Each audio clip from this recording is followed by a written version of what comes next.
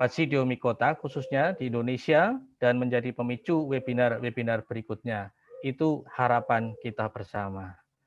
Oleh karena itu pada kesempatan ini saya selaku Sekretaris Mikoina mewakili Bapak Iman Hidayat PhD selaku Ketua Mikoina mengucapkan terima kasih yang sebesar-besarnya kepada Ibu Dr. Atik Retnowati dari Herbarium Bogoriense LIPI selaku narasumber yang nanti akan membawakan materi berjudul Status Kekayaan Jamur Indonesia, suatu keniscayaan bagi penggiat mikologi.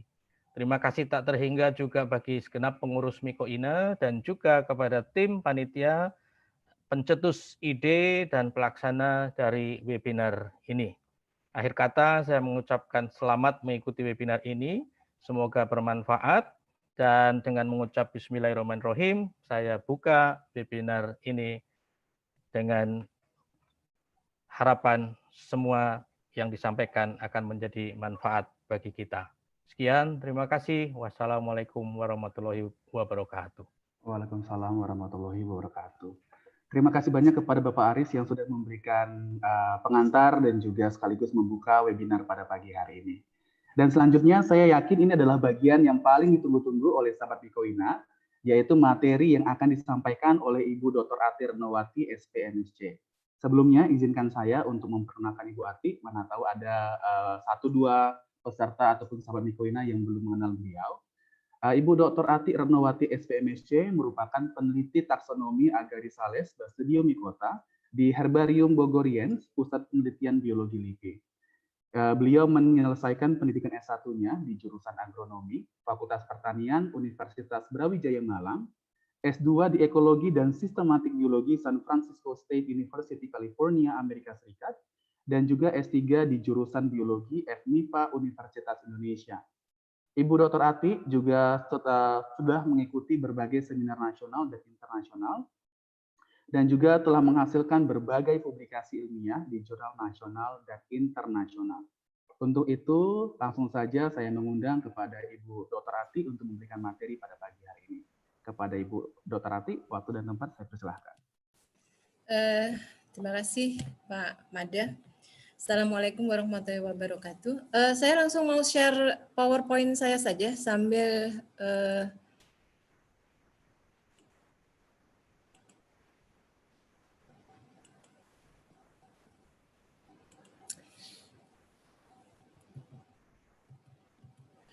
Assalamualaikum warahmatullahi wabarakatuh. Puji syukur kita panjatkan kehadirat Allah Subhanahu wa taala. Dengan nikmat sehat yang diberikan kepada kita pagi hari ini, kita dapat bertatap muka walaupun secara virtual melalui webinar yang diadakan oleh Mikoina. Dan terima kasih pada Bapak Ibu sekalian, anggota Mikoina dan sahabat Mikoina yang saya rasa datang dari seluruh penjuru tanah air, yang memang sangat antusias untuk belajar tentang jamur-jamur Indonesia. Dan pagi ini saya akan membawakan kekayaan jamur Indonesia yang merupakan hal yang sangat menarik untuk bagi penggiat mikologi. Apa yang harus dilakukan nantinya sebagai kontribusi dengan penelitian yang ada di Indonesia. Selain itu nanti saya selipkan beberapa klasifikasi dari kelompok-kelompok jamur. Sebenarnya tidak hanya Basidiomycota, tetapi juga dari Ascomycota dan Glomeromycota dan Stridioomycota. Tapi lebih fokus memang di Basidiomycota. Karena saya tangkap dari obrolan misalnya di WA Group Mikoina, keingintahuan Bapak Ibu sekalian sangat luar biasa. Karena itu kemarin ngobrol dengan Bu Gayuh, mungkin nanti akan diadakan webinar series untuk mykologi. Dan mengundang tidak hanya saya, tapi mengundang Bapak Ibu yang mempunyai kepakaran yang berbeda-beda tentang mikologi di Indonesia. Dan saya harapkan bahwa pagi ini Bapak Ibu mendapat manfaat apa yang saya sampaikan dan men-trigger Bapak Ibu untuk kontribusi terhadap informasi kekayaan jamur yang ada di Indonesia. Bapak Ibu sekalian, Indonesia dikenal sebagai negara dengan biodiversity yang tinggi. Tetapi sebutan tersebut harus dibuktikan dengan angka ataupun jumlah dari baik flora, fauna, dan mikroba yang memang benar ada di Indonesia. Terkait dengan kekayaan jenis jamur Indonesia, itu masih sangat jauh informasinya, terutama kekayaan jenisnya dibanding dengan organisme lain. Khususnya misalnya tumbuhan tinggi. Tumbuhan tinggi berdasarkan data yang kami peroleh berdasarkan buku Kehati, itu sudah hampir 70% dilaporkan dari Indonesia. Kalau jamur masih 0,0 berapa persen. Karena itulah pagi ini saya tidak hanya ingin menyampaikan materi, tetapi juga mengundang Bapak Ibu untuk berkontribusi terhadap penerbitan buku status kekayaan Kehati di tahun 2022.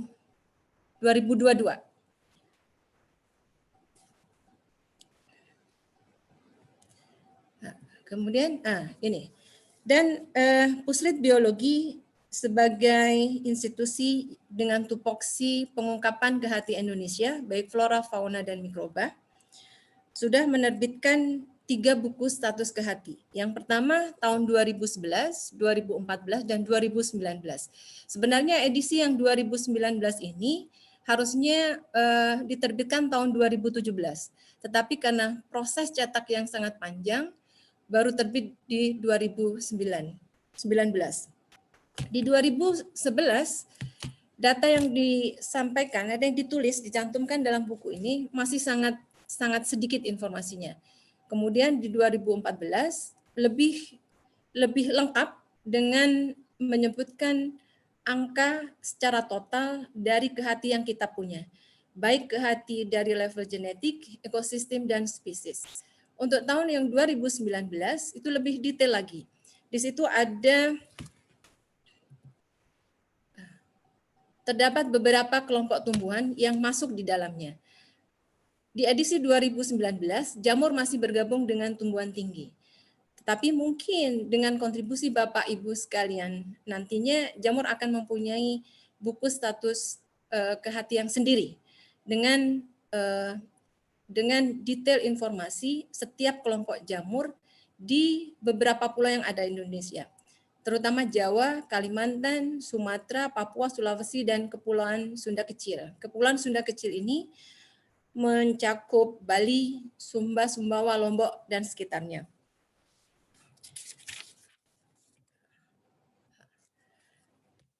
Sebenarnya apa pentingnya kita menerbitkan buku status keanekaragaman hayati ini? Yang pertama akan menjadi dasar bagi pembuat kebijakan untuk menentukan program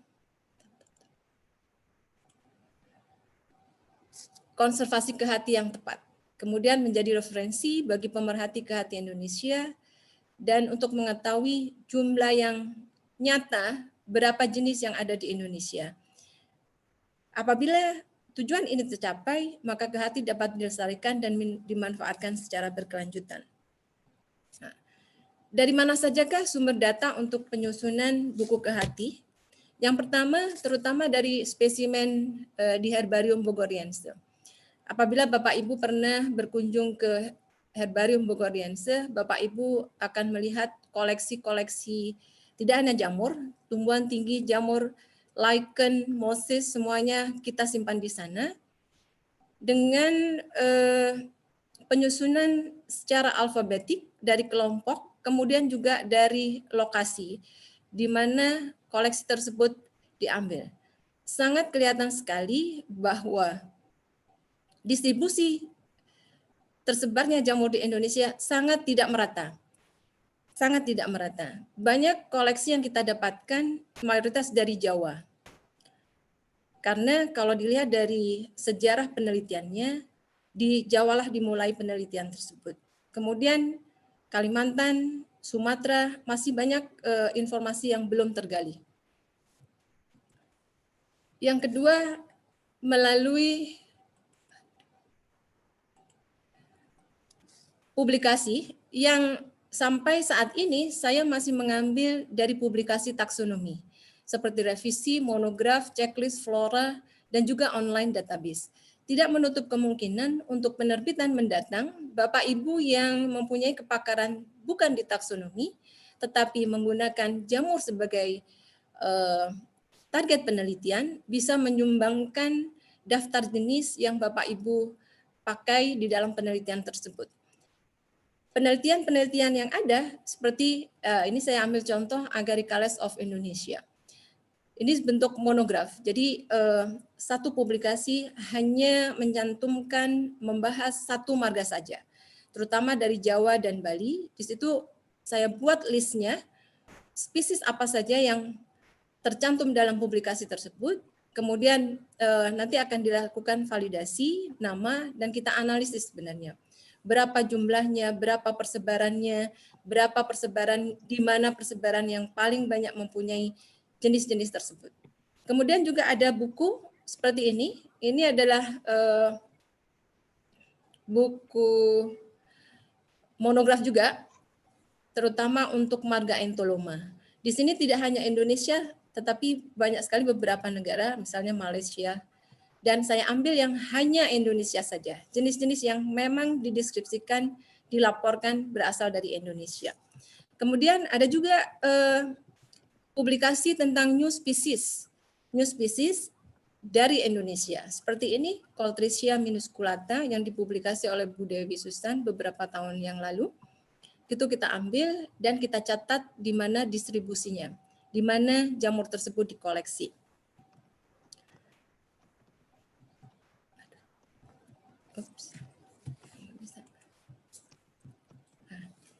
Bagaimana selanjutnya dari data yang kita kumpulkan sampai mendapatkan data angka-angka yang ditampilkan di buku. Nanti Bapak Ibu tidak perlu mencatat angka ataupun persentase dari presentasi saya, karena data-data yang saya sampaikan pagi ini saya ambil dari buku tersebut. Dan sepertinya saya sudah share di beberapa WA group dan Bapak Ibu dengan free untuk mendownloadnya.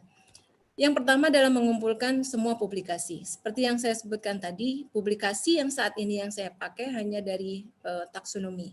Tetapi untuk kemudian untuk buku edisi berikutnya, silahkan kalau Bapak Ibu ingin berkontribusi, nanti bisa saya beberapa slide di belakang akan saya sampaikan bagaimana cara untuk berkontribusi. Kemudian mengkompilasi jenis yang ada di publikasi tersebut, dapat kita jenisnya, termasuk juga lokasinya. Proses validasi. Proses validasi kita lakukan dengan merujuk informasi memakai nama jenis yang saat ini dipakai. Untuk keseluruhan, mungkin Bapak Ibu juga sudah paham, sudah tahu indeks Fungorum. Di situ online database, tetapi informasinya terutama untuk informasi current name, sinonim, protolog itu tersedia dan dengan mudah dapat diakses oleh siapa saja dari situ. Validasi juga saya lakukan berdasarkan publikasi yang terkini. Dari hasil validasi inilah saya dapat menghitung dan menganalisis data jenis, lokasi, mana yang paling tinggi, marga mana yang paling banyak ditemukan di pulau-pulau yang sudah saya sebutkan tadi, misalnya Jawa, Kalimantan, Sulawesi, dan Sumatera. Proses validasi saya lakukan secara manual, dan disinilah tahap yang memang membutuhkan waktu yang lama, karena kita memvalidasi nama dari satu jenis ke jenis yang lain. Tidak bisa dilakukan secara misalnya satu marga, validasi nama, tidak bisa. Jadi kalau kita misalnya mempunyai 2.000 jenis, kita melakukan masing-masing jenis kita validasi. Dan apabila Bapak Ibu membaca tulisan atau informasi yang ada di buku Kehati, terjadi penurunan jenis, itu bukan berarti jenisnya punah atau sudah extinct. Tetapi itu karena ada proses validasi. Karena ilmu taksonomi benar-benar dinamis, jadi pada saat saat ini kita bisa memvalidasi satu jenis berasal dari 5 nama sebelumnya.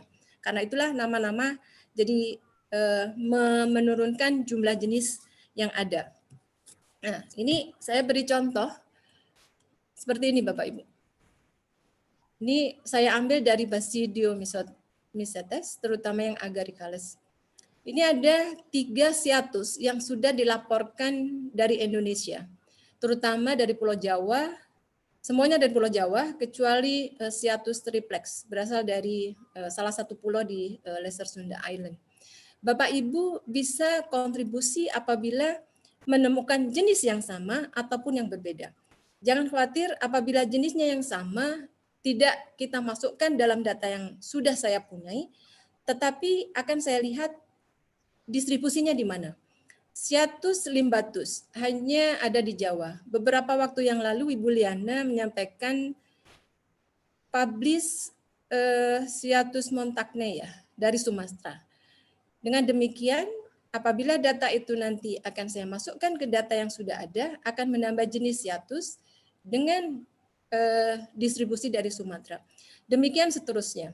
Apabila Bapak Ibu mempunyai Lentinus edodes, yang namanya sekarang sudah berubah menjadi Lentinula edodes. Dari data saya hanya ada Jawa, tetapi saya yakin Lentinula edodes ini sangat kosmopolitan, sangat mungkin ditemukan di pulau-pulau yang lain. Bapak Ibu juga bisa memberikan informasi tersebut. Kemudian Lentinus giganteus hanya ditemukan di 2 lokasi di Jawa dan Maluku. Bisa saja dari Kalimantan ditemukan. Itu bisa memberikan tambahan informasi tentang distribusi jenis yang ada. Bisa ya. Dari data yang ada, bagaimana kekayaan jenis jamur di Indonesia? Jenis jamur yang ada di buku tersebut tidak hanya Basidiomycota, tetapi beberapa filum yang sesuai dengan klasifikasi yang terbaru. Saat ini diketahui bahwa berdasarkan Hexworth, jumlah jenis jamur di dunia itu 1.500.000, termasuk di dalamnya jenis jamur makro dan jamur mikro. Kemudian Hexworth pada tahun 2001 menyatakan bahwa jumlah jenis tersebut akan sangat meningkat tajam, bisa sampai 5.000 jenis, akibat perkembangan penggunaan data molekuler. Dan dari jumlah jenis yang ada di dunia tersebut diketahui bahwa 80%-nya adalah jamur mikro, sedangkan jamur makronya 20%. Dari perhitungan dan perbandingan ini sebenarnya saya bisa menghitung secara kasar minimal jamur yang ada di Indonesia 20% dari yang ada di dunia. Bagaimana dengan kondisinya saat ini? Nah, ini saya tampilkan tabel diversity kehati Indonesia, tidak hanya jamur, mosses, lichen, fern, plant. Kita dapatkan jumlah jenis pada tahun 2017 sebanyak 2.273 dan masih menunjukkan 0,15%. Jadi dari sini masih banyak kesempatan bagi Bapak Ibu, kemudian mahasiswa dari Bapak Ibu yang memang ingin belajar jamur dan fokus penelitiannya ke jamur, masih terbuka peluang. Saat ini mungkin saya yang kerja dengan Basidiomycota, walaupun sebenarnya penelitian saya tidak Basidiomycota, karena Basidiomycota juga sudah terlalu besar untuk dikerjakan secara taksonominya. Di awal saya hanya mengerjakan Marasmius, kemudian berkembang Marasmioid fungi, dan saat ini karena memang diversity yang tinggi di Indonesia, mau tidak mau saya juga harus mempelajari marga-marga yang lain di dalam agaricales. Dan mungkin bisa menjadi saran buat Bapak Ibu dosen yang memiliki mahasiswa, apabila berkeinginan untuk melakukan tugas akhir dengan jamur makro, sebaiknya disarankan untuk mengambil PKL-nya jamur makro juga, karena agak kesulitan dalam jangka waktu yang 3 bulan untuk menyelesaikan tugas akhir langsung saya kenalkan dengan berbagai karakter, dengan berbagai jamur. Dan alangkah baiknya juga apabila mahasiswa mengambil salah satu marga saja, tidak langsung agaricales atau polyporales gitu. Agak kesulitan buat mahasiswa untuk membangun konsep dari apa yang dikerjakan. Tetapi berdasarkan pengalaman, mahasiswa lebih sering mengerjakan langsung ke satu order besar dengan melakukan fieldwork yang hanya 3 minggu, sebulan. Hal itu tidak cukup untuk mendapatkan materi yang cukup. Apabila ingin memang fokus ke satu marga, sebaiknya kerja dengan spesimen herbarium. Karena waktu untuk memperkenalkan misalnya karakter mikroskopik itu juga sangat membutuhkan waktu. Tidak semua mahasiswa langsung ngeh istilahnya dengan apa yang dikerjakan. Kadang mencari spora saja itu berhari-hari. Mana sporanya, mana karakter yang lain gitu. Jadi apabila sudah ada pendahuluan PKL, kemudian dilanjutkan dengan tugas akhir, akan mudah bagi mahasiswa untuk langsung melakukan tugas akhirnya dengan fokus pada kelompok yang dikerjakan. Oke, ini masih sangat kecil Bapak Ibu, jadi 0,15%. Kalau tadi saya hitung kasar, saya sampaikan sekitar 20% dari apa yang kita punya, itu masih jauh dari angka yang kita harapkan. Nah, agak mengganggu nih. Nah, selanjutnya ini ada slide bagaimana distribusi jamur yang ada di Indonesia dengan jumlah yang tertera di buku Status Kehati 2019. Terlihat sekali bahwa di Jawa itu mempunyai jumlah jenis yang paling tinggi dibandingkan dengan jumlah jenis yang ada. Jangan menjumlah dari angka-angka yang ini ya Ibu Bapak, karena kalau dijumlahkan pasti lebih dari 2.273. Ini menunjukkan bahwa bisa saja satu jenis yang ada di Jawa, juga ada di Kalimantan, juga ada di Maluku, juga ada di pulau yang lainnya. Jadi angka-angka ini tidak bisa menunjukkan jumlah jenis secara keseluruhan, tetapi bisa menunjukkan jumlah jenis pada pulau tertentu. Kalau Jawa sudah saya sampaikan bahwa sejarah penelitian di Indonesia itu lebih banyak dilakukan di Jawa.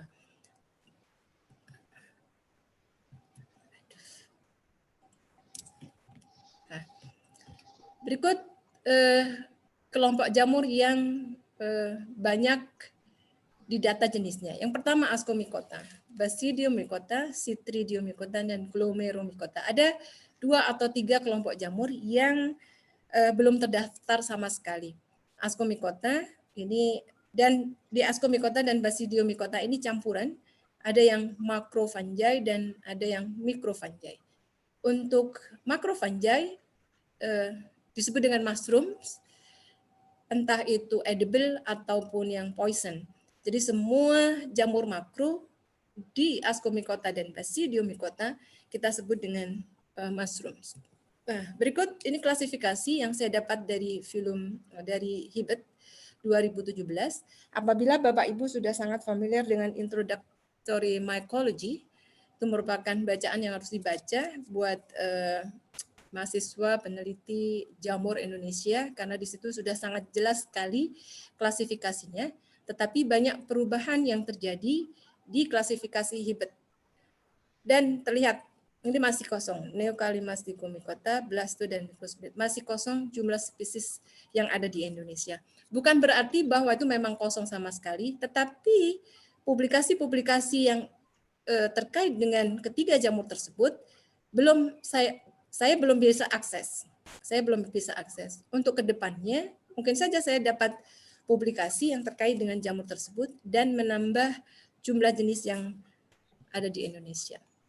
Nah, ini ada 7, Citridiomycota, Neokalimasticomycota, Blastodiomycota, Microsporidia, Glomeromycota, Ascomycota, dan Basidiomycota.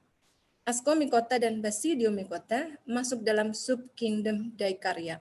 Dan mungkin kalau dilihat peminatnya lah yang paling banyak ya di Ascomycota dan Basidiomycota, karena di dalamnya ada macrofungi yang memang secara tampilan morfologi sangat menarik buat kita.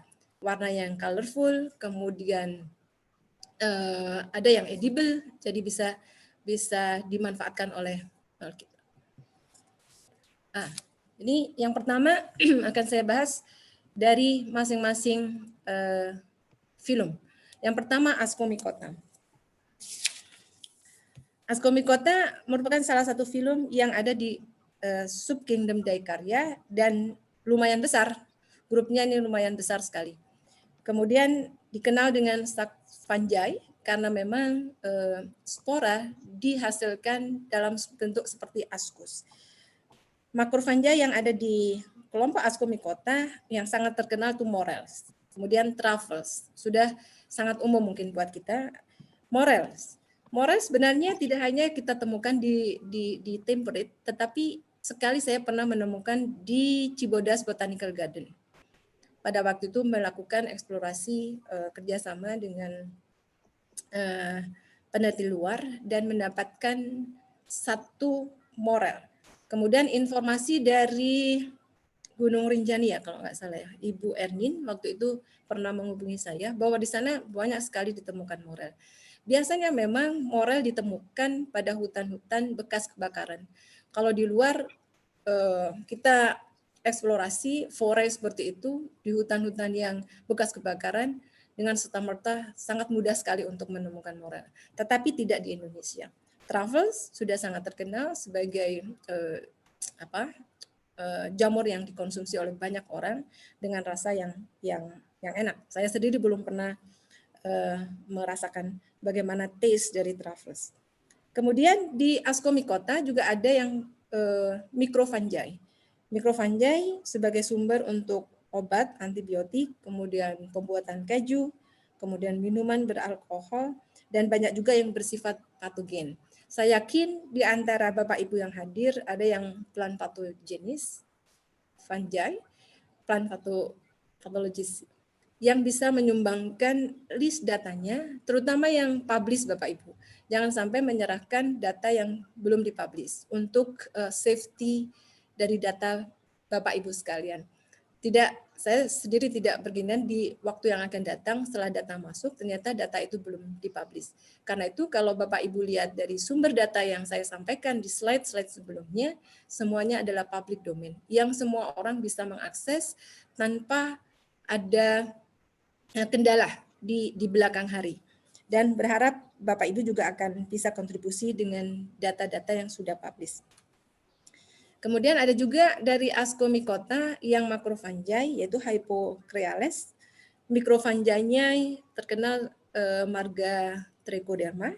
Kemudian yang makronya Nectria, Bionectria yang sangat mudah ditemukan di seluruh wilayah Indonesia karena bersifat kosmopolitan.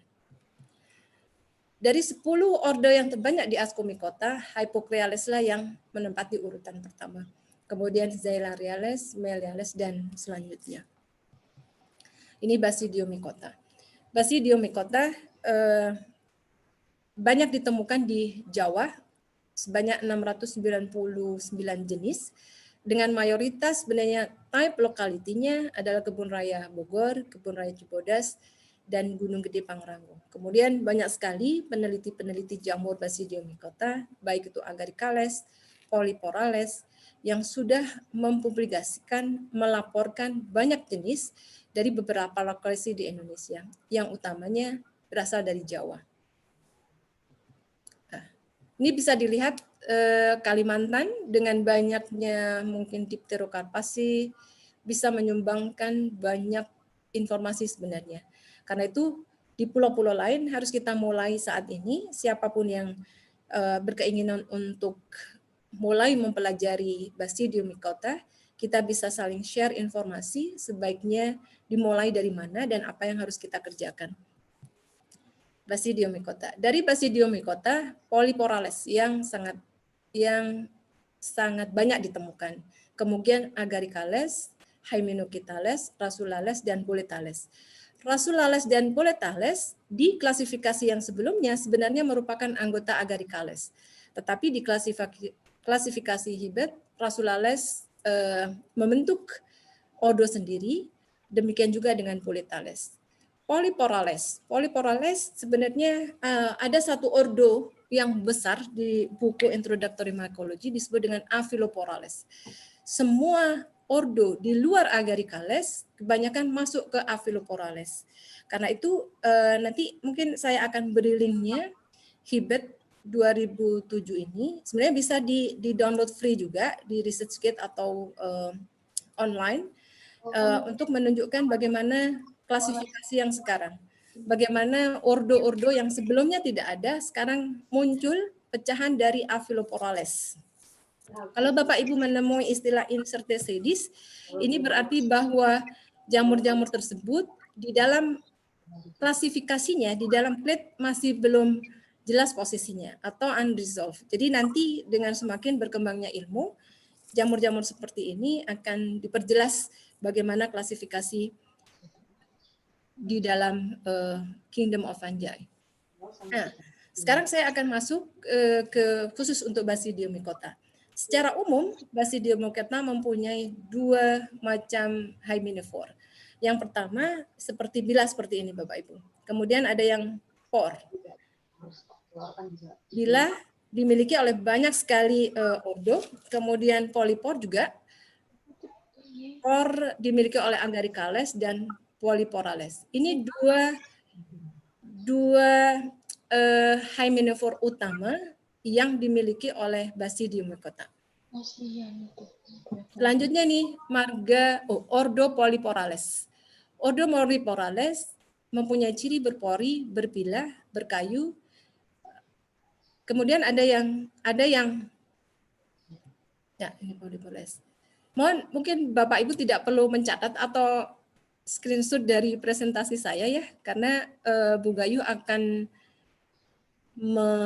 menjadwalkan nanti webinar-webinar selanjutnya lebih fokus kepada marga-marga yang ada di dalam Basidiomycota. Dan mohon maaf, mungkin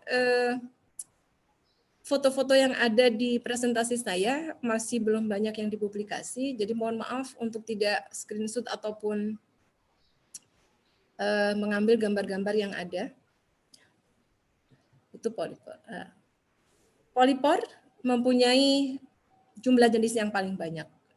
Kemudian Ganoderma, Fomitopsidaceae, Merluliaceae, dan Hymenocete. Untuk Agaricales, famili yang paling banyak adalah Marasmiaceae.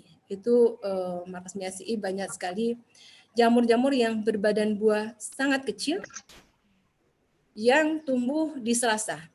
Dan tidak banyak orang sebenarnya memberi perhatian yang khusus terhadap jamur-jamur kecil ini. Karena kalau kita pergi ke hutan, pasti malah serasanya diinjak dan jamur-jamur ini tidak bisa kita koleksi. Tetapi ini menjadi subjek penelitian saya. Karena itu kalau saya ke lapang, saya pasti ada di depan untuk mengorek-ngorek serasa terlebih dulu sebelum teman-teman yang lain. Kemudian yang kedua adalah Tricholomatacea. Tricholomatacea inilah white spore mushroom yang sangat banyak kita temukan di negara tropis. Kemudian Agaricaceae, itu di dalamnya ada Agaricus, berwarna spora ungu kehitaman. Mungkin kalau Bapak Ibu banyak kenal Agaricus bisporus, itu salah satu dari jenis Agaricaceae yang bisa dikonsumsi dan banyak diperjualbelikan di pasar. Kemudian Mycenaceae. Nah, karakter dari Agaricales berbilah, berpori, dan ada juga yang hymenophore itu halus. Nanti akan saya perlihatkan beberapa jamur yang mempunyai karakter yang di luar yang seharusnya. Kemudian berdaging, di sini fleshy, tumbuh di tanah, kayu, ranting, daun. Kemudian fungsi ekologinya terutama sebagai parasit, saprotrof, ataupun ektomycorrhiza. Dan marga-marganya, marga dan sukunya juga sangat banyak sekali. Warna spora dari Agaricales itu ada 5, putih, merah muda, coklat hitam, dan ungu kecoklatan. Warna spora ini menjadi dasar untuk menentukan suku Bapak Ibu. Atau misalnya Agaricaceae, Mycenaceae. Tetapi tidak bisa hanya menggunakan warna spora, harus menggunakan kombinasi dengan karakter lainnya. Pada saat Bapak Ibu membaca kunci identifikasi, warna spora bisa menjadi karakter yang utama untuk sampai ke suku. Tetapi juga kadang agak sulit menentukan bagaimana sih yang warna putih itu sebenarnya. Sebenarnya bukan putih. Apabila kita melihat spora di bawah mikroskop, warnanya lebih ke bening, hyalin. Dan itu pun range-nya juga sangat-sangat lebar. Ada yang pure hyalin, kemudian ada yang agak sedikit ke kuningan, ada agak yang sedikit ke merah mudahan. Jadi di awal mungkin bagi yang baru mulai belajar untuk agaricales agak sulit menentukan ini sebenarnya masuk ke merah muda betul atau masuk ke white spore. Dan itu memang butuh waktu. Untuk pemula bisa menggunakan spore print pada saat jamur masih segar. Jamur masih segar, tudung buah dipotong, kemudian diletakkan di kertas, bisa kertas hitam, bisa kertas putih, dan ditutup dengan menggunakan gelas ataupun mangkok ataupun yang lain lah yang bisa dilakukan. Kemudian untuk beberapa jam baru bisa dilihat. Tetapi dalam satu eksplorasi itu sangat time consuming. Kadang saya tidak melakukan itu, langsung nanti di lab untuk melihat warna sesungguhnya apa. Karena dalam satu kegiatan eksplorasi, jamur yang kita peroleh mungkin puluhan, tidak hanya 1-2. Kalau hanya 1, 2, 3 koleksi, bisa kita lakukan untuk spore print.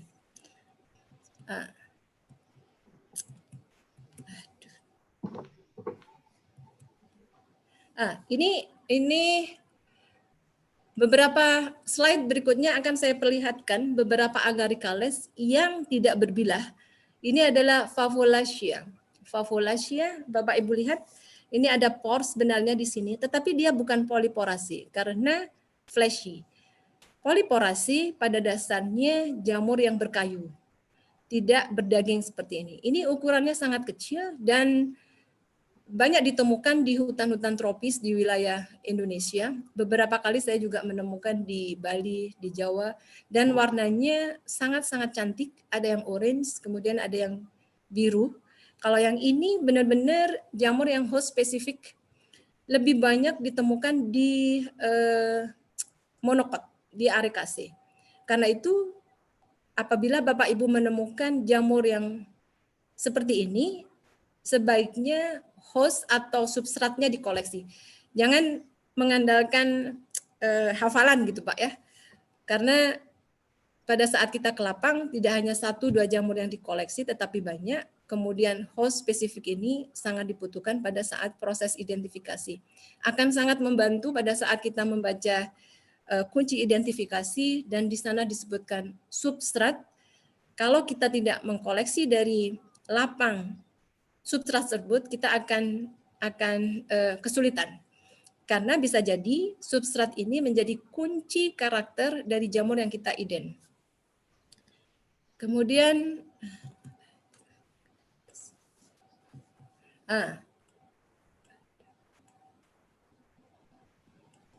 Clavarioid fungi. Mungkin Bapak Ibu pernah dengan coral fungi dan banyak sekali ditemukan di lapang. Di buku Introductory Mycology, Clavarioid fungi itu sebenarnya masuk ke Aphiloporales. Tetapi dalam Hibet, klasifikasi Hibet ini, Clavarioid fungi masuk Agaricales. Dan kita lihat ini smooth. Jadi tidak berbilah, tidak berpori, smooth, dan spornya bisa, hymenophore-nya bisa diambil dari sini. Jadi untuk pengamatan karakternya bisa diambil dari badan buah yang ada.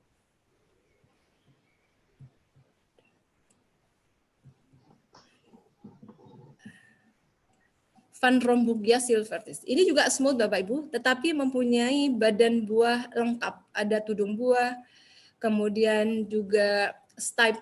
Tapi ini sebenarnya adalah smooth hymenophore. Kelihatannya aja ada seperti ini tipis sekali. Dan kita mengkategorikan hymenophore seperti ini smooth. Halus sebenarnya.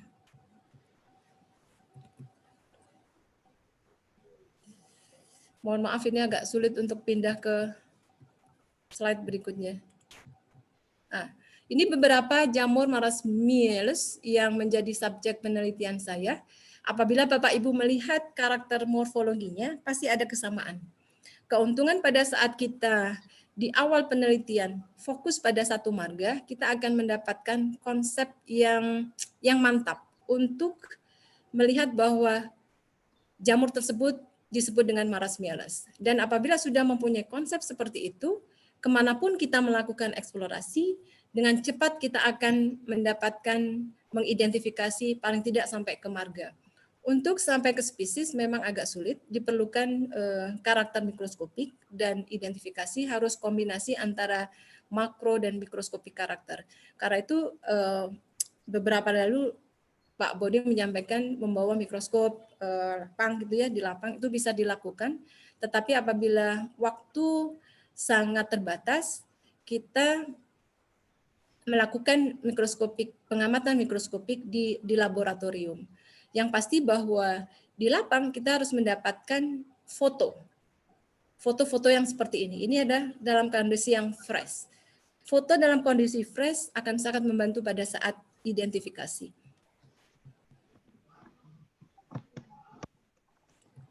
Berikutnya marasmius, begitu cantiknya. Ini benar-benar sangat kecil Bapak Ibu. Jamur yang ini mungkin paling kecil 2 mili cm. Begitu sulitnya pada saat kita mengamati karakter mikroskopik mendapatkan steril sel dari jamur yang sekecil itu. Tetapi itu membutuhkan latihan, lambat laun kita bisa melakukan itu dengan mudah lah, dengan strategi. Ada strategi untuk melakukan pengamatan untuk mendapatkan karakter yang kita inginkan. Mycena itu sudah sangat umum. Saya yakin Bapak Ibu juga sangat mudah menemukan. Ada mycena yang disebut dengan poroid sebenarnya di sini. Ini ada bilah, kemudian ada poroid di situ. Ini masuk dalam mycena CE. Sangat mudah ditemukan di lapang. Dan ada yang juga dari mycena ini yang haluminescens. Jadi pada saat kita ke lapang, malam hari kita jalan di hutan untuk mencari jamur-jamur haluminescens, sangat mudah untuk ditemukan. Karena mereka akan jamur-jamur ini akan bercahaya dan kita dapat mengkoleksi saat itu juga. Karena pada saat jamur sudah kita bawa ke lab, kemampuan untuk bercahaya tersebut akan hilang. Walaupun kondisi di sekitar kita kondisikan seperti yang ada di hutan, gelap, yang seperti itu, sama sekali tidak memancarkan cahaya. Selanjutnya ini jamur dengan yang unik karakter. Ini Marasmialis ignobilis, mempunyai bau yang seperti fresh garlic. Jadi benar-benar seperti bawang putih ya, seperti bawang putih. Dan pada saat sudah dikeringkan pun bawang putihnya itu masih bisa kita hirup, bisa kita bau. Ini adalah karakter mikroskopik dari. Berikutnya Marasmius hypochroidis. Ini bentuk steril sel yang ada di jamur ini yang merupakan salah satu bentuk adaptasi dari jamur-jamur tropik untuk mengurangi penguapan. Dengan adanya steril sel yang seperti ini, pada dasarnya Marasmius bisa bertahan untuk tidak busuk dalam waktu yang cepat. Jika dibandingkan dengan jamur-jamur agaricales yang lain, seperti Coprinus. Coprinus kalau tidak dikoleksi dengan cepat, dicatat karakternya, dikeringkan, akan luruh. Tapi kalau jamur ini tidak, saya sudah biasa mengkoleksi, saya masukkan saja ke box koleksi dan saya simpan di kulkas. Beberapa hari kondisinya masih bagus. Walaupun tidak dimasukkan ke kulkas pun, kondisi badan buahnya masih bagus, kita masih punya kesempatan untuk mencatat warna, kemudian ukuran.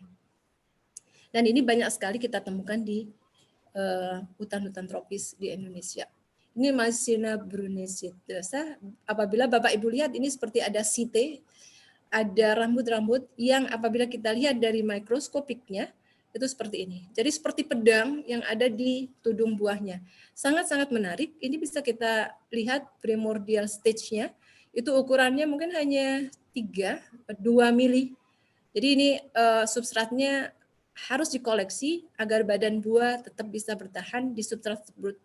Kemudian kita ambil foto yang yang sangat berguna yang saya sebutkan tadi pada saat identifikasi substrat itu sangat membantu. Termitomyces tidak saya bahas karena Bapak Ibu pasti tahu, dan distribusinya sangat luas, ada di Bali, saya yakin juga di pulau-pulau lainnya juga ada. Jawa pasti, karena ini ada laporan dari Pak Menteri Fai, ada 4 termitomyces yang ada di Jawa, terutama di Bogor itu. Ini Rasulacea, Rasulales. Di klasifikasi yang awal, Rasula dan Lactarius ada di Agaricales, tetapi di Hibet membentuk ordo tersendiri.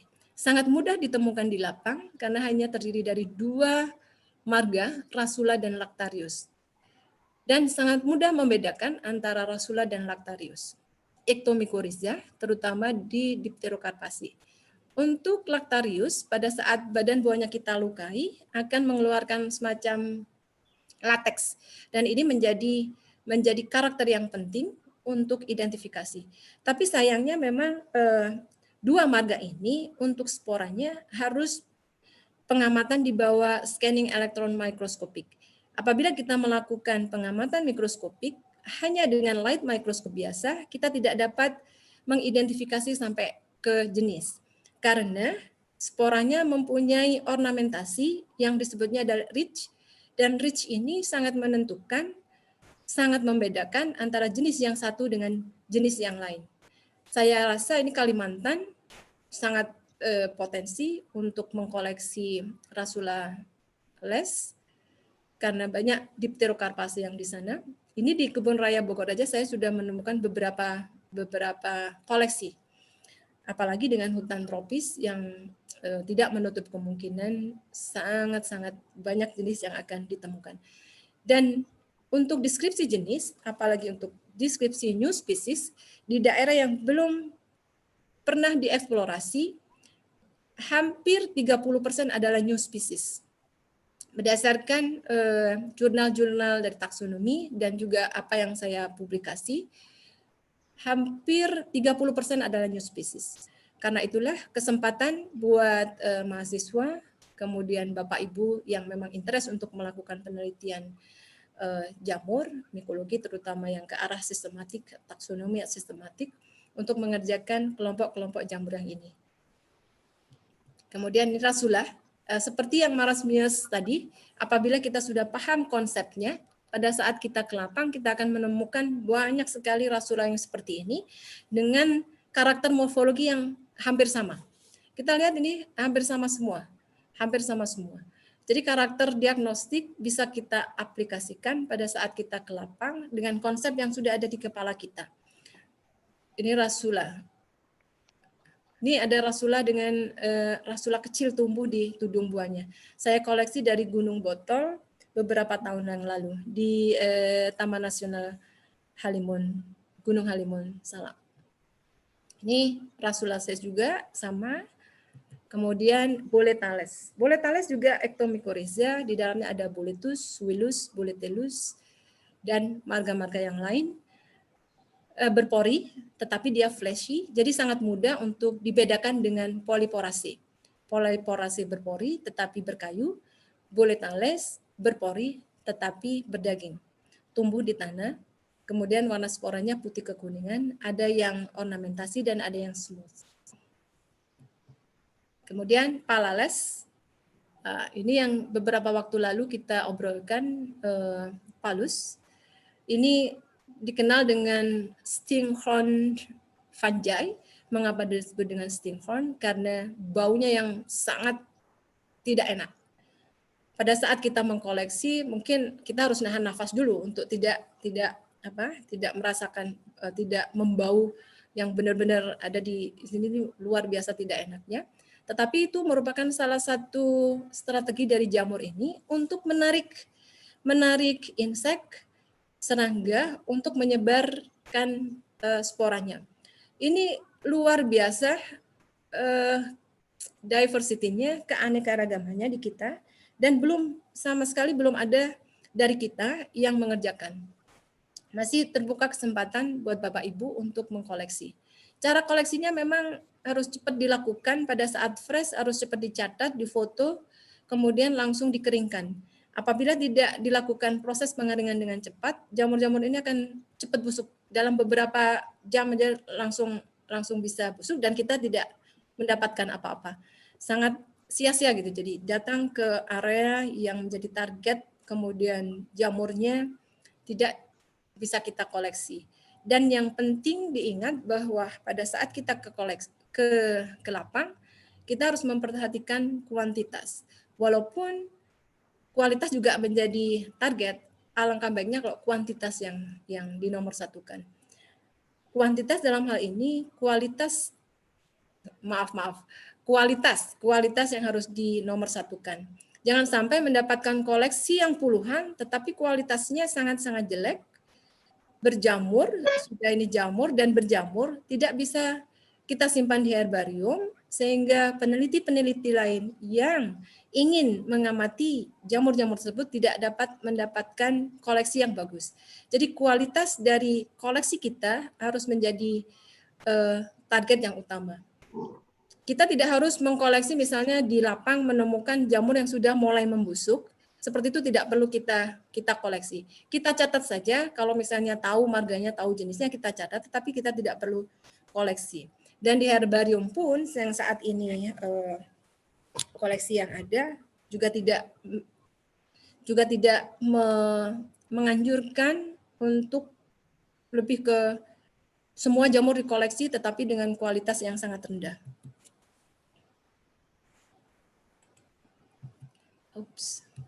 Berikutnya Geastrales. Bapak Ibu pasti sudah tahu Earth Star. Jadi bintang di bumi. Tumbuh di tanah, ini Ectomycorrhiza dan sangat umum kita temukan di lapang. Marga yang sangat terkenal Geastrum, Earth Star.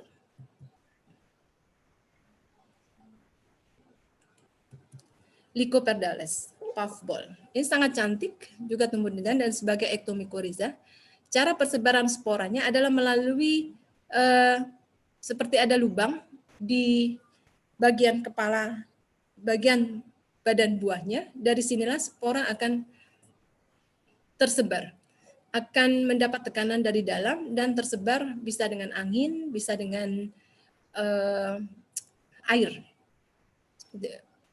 Ini Calvasia ya Bapak Ibu, Calvasia marga yang sangat terkenal, Lycoperdon. Kemudian kalau Bapak Ibu tahu Scleroderma, itu juga dari Lycoperdales, puffball. Lycoperdalus Geastrum palales sebelumnya itu masuk dalam kelas Gastromycete. Dengan klasifikasi yang baru, jamur-jamur ini dipisah menjadi 3 ordo dan semuanya sangat mudah ditemukan di lapang.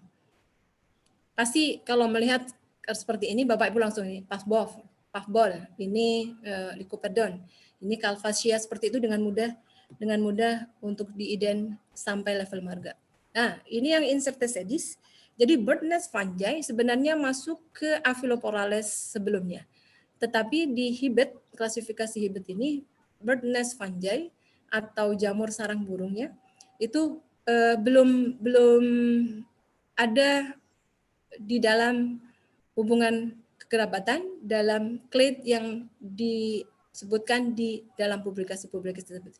Jadi ini sekarang masih Incertasedis, tapi tetap masuk dalam ke Basidiomycota. Jadi Bu Liana yang sudah memulai untuk kerja dengan bird nest fungi, saya kira awal yang bagus. Memulai dari Sumatera, kemudian nanti bisa berjalan dengan bantuan Bapak Ibu yang ada di luar Sumatera untuk mengirim koleksi yang ada. Cara persebarannya juga sangat luar biasa, jamur tersebut. Ini ada yang spora, itu terdapat di buletan-buletan ini Bapak Ibu. Jadi untuk mendapatkan spora, buletan ini bagian harus dipecah. Ini agak sulit memecahnya, harus dipecah, kemudian baru bisa diamati di bawah mikroskop. Ini Glomeromycota yang sebelumnya masuk sebagai marga suku Glomeromyca sekarang mempunyai sebagai film tersendiri, dan saya yakin Bapak Ibu sangat banyak yang mengerjakan endomycorrhiza. Dan data yang saya ambil itu hanya data yang publikasi-publikasi dari UKAT ini, kemudian beberapa yang belum banyak lah. Karena itu kalau dilihat dari jumlahnya masih banyak sekali informasi yang kita butuhkan, terutama dari Kalimantan, Maluku, ini masih banyak yang kosong. Dan sementara ini jumlah jenis yang ada sebanyak 43 jenis. Chytridiomycota, ini apalagi masih 6 jenis yang ada di data list saya. Ini masih banyak peluang buat Bapak Ibu yang memang interest untuk mengajarkan Chytridiomycota ini. Nah, beberapa slide saya akan mengundang Bapak Ibu apabila ingin berkontribusi terhadap buku status kehati jamur untuk 2022. Bapak Ibu bisa menghubungi saya, nanti saya atas nama Herbarium akan mengkompilasi dari daftar jenis yang Bapak Ibu kirim ke saya. Bagaimana cara berkontribusinya? Nah, kalau di awal sudah saya sebutkan, tahapan untuk publikasi, untuk proses pengumpulan data dan validasi, Bapak Ibu pada tahap ini saja yang kita butuhkan. Jadi di akhir hanya daftar jenis. Untuk validasi dan analisis nanti menjadi tanggung jawab penulis dari kelompok jamur tersebut. Tetapi nama Bapak Ibu akan tetap kami cantumkan sebagai kontributor. Saya yakin dengan SDM Mycoina dan hari ini yang hadir, keinginan untuk kontribusi itu sangat besar. Karena dari data yang ada, kita baru memiliki 0,15% saja dari 20% yang seharusnya ada di Indonesia. Dan perlu diingat bahwa jamur-jamur jenis-jenis yang ada di list yang ada itu bukan hanya dari jenis baru yang dipublish beberapa tahun pada misalnya mulai dari 2017 sampai 2000, tidak hanya itu, tetapi semua publikasi yang belum saya cantumkan, belum bisa saya akses di publikasi terdahulu, jenis-jenisnya bisa kita kompilasi dan kita bisa insert ke daftar jenis yang sudah ada. Seperti yang saya sebutkan tadi, jangan khawatir apabila jenisnya sudah ada di saya, tetapi informasi lokasi, terutama dari pulau mana, itu sangat penting dan akan merubah informasi jumlah jenis dari masing-masing pulau. Nah, daftar jenisnya seperti ini saja kalau misalnya Bapak Ibu berkenan untuk berkontribusi. Di sini hanya saya beri contoh saja. Ini hanya spesies, kemudian distribusi. Mohon diberikan angka 1 saja di sini untuk memudahkan di akhir kita menghitung berapa jumlah jenis yang ada di Pulau Jawa, Kalimantan, dan seterusnya. Mohon untuk memasukkan daftar pusaka, tetapi kalau misalnya Bapak Ibu berkenan untuk kontribusi data yang belum dipublish, tetapi dari keamanan data tersebut nanti tidak dipertentangkan, silakan untuk memasukkan jenisnya dan nama Bapak Ibu sebagai kontributor. Sebenarnya sangat-sangat simpel, tetapi memang tidak bisa saya kerjakan sendiri karena jamur sangat besar sekali, tidak hanya Basidiomycota, membutuhkan kepakaran-kepakaran yang lain, tidak hanya taksonomis, tapi juga Bapak Ibu yang mempunyai kepakaran yang bukan taksonomis. Yang seperti saya sebutkan, misalnya Bapak Ibu ke arah bioprospeksi mungkin saja bisa, karena Bapak Ibu menggunakan jamur sebagai bahan atau material untuk penelitian dan sudah mengetahui jenis apa. Dan memang untuk revisi untuk buku status kehati ini, saya hanya menerima pada level jenis, tidak pada level marga. Itu saja Bapak Ibu. Yang terakhir, terima kasih banyak. Mungkin melebihi waktu yang 35 menit tadi, tapi mohon maaf. Semoga apa yang saya sampaikan bisa men-trigger Bapak Ibu untuk terus bekerja atau melakukan penelitian di jamur dan berkontribusi terhadap perkembangan jamur Indonesia. Terima kasih. Wassalamualaikum warahmatullahi wabarakatuh. Waalaikumsalam warahmatullahi wabarakatuh. Terima kasih banyak sekali lagi kepada Ibu Ati yang sudah memberikan materi. Dan sekarang kita akan masuk ke dalam bagian tanya jawab, dan sudah banyak sekali pertanyaan yang muncul baik via YouTube, bahkan kebanyakan via YouTube ini Ibu. Pertanyaannya sangat-sangat menumpuk, semoga kita masih memiliki waktu, nggih. Kalau dari via Zoom tidak ada yang bertanya sepertinya, karena setiap pertanyaan langsung dijawab oleh Bu Gayu. Yang dari YouTube saya yang pertama mungkin pertanyaan yang paling banyak ini Bu, apakah materi boleh dibagikan seperti itu? Slide-nya. Silakan dijawab dulu Bu yang pertama. Ya, materi mungkin ya saya paham sekali bahwa di beberapa seminar pasti banyak terutama dosen itu untuk meminta materi. Tapi mungkin akan saya PDF-kan dulu ya, ya Pak Mada, saya PDF-kan, dan Bapak Ibu yang memang membutuhkan materi presentasi saya hari ini untuk mengirimkan email saja ke saya.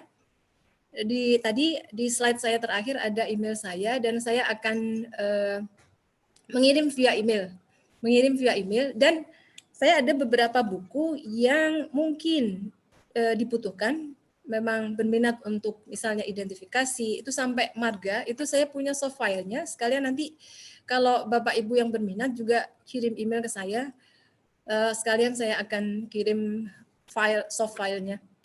Baik. Ya. Terima kasih banyak Ibu. Itu sekaligus menjawab pertanyaan beberapa sahabat Mikoina yang sempat banyak juga ini Bu bertanya di YouTube. Ibu, kira-kira buku referensi yang bisa kita gunakan apa untuk identifikasi? Kemudian juga buku dari tulisan Ibu juga mengenai keragaman jamur yang ada di Jawa ataupun di Indonesia. Nanti mungkin bisa sekalian nggak Ibu ditanyakan langsung via email ke Ibu Ati. Baik. Pertanyaan berikutnya Ibu dari Ibu Maytini.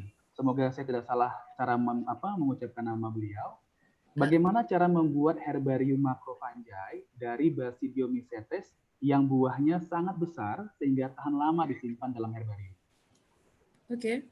Silahkan dijawab dulu Bu, karena kita memiliki begitu banyak pertanyaan ini. Ya, memang untuk tadi sebenarnya sempat terpikir akan menunjukkan slide bagaimana cara koleksi untuk macrofungi dari yang ukuran badan buah kecil sampai ukuran badan buah besar. Kalau ukuran badan buah kecil saya rasa tidak masalah, tetapi untuk ukuran badan buah besar seperti boletus. Boletus bisa ditemukan, bisa mungkin sampai, saya pernah ada sahabat Mikoina yang memberi saya koleksi sangat-sangat besar.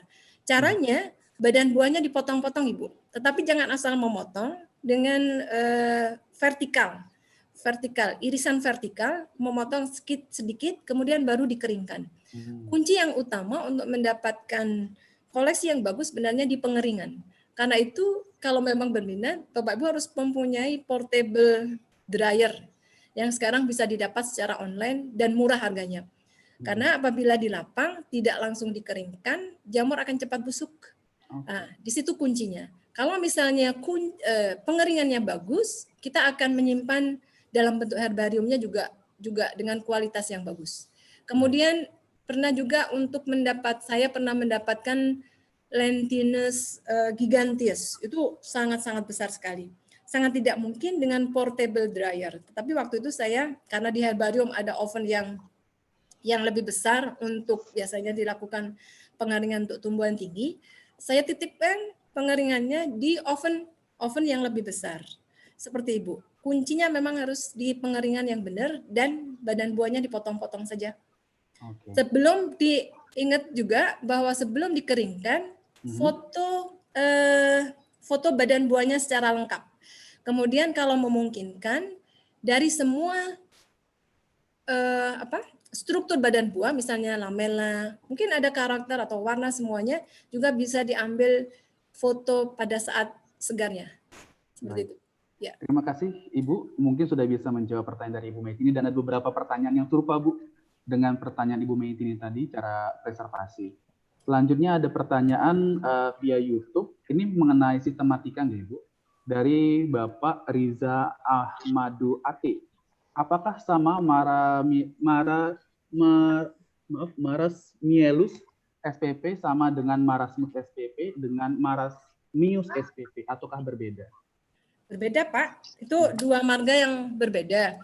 Saya sebutkan SPP di situ karena beberapa jenis. Kalau misalnya hanya marasmius SP, itu yang belum teridentifikasi.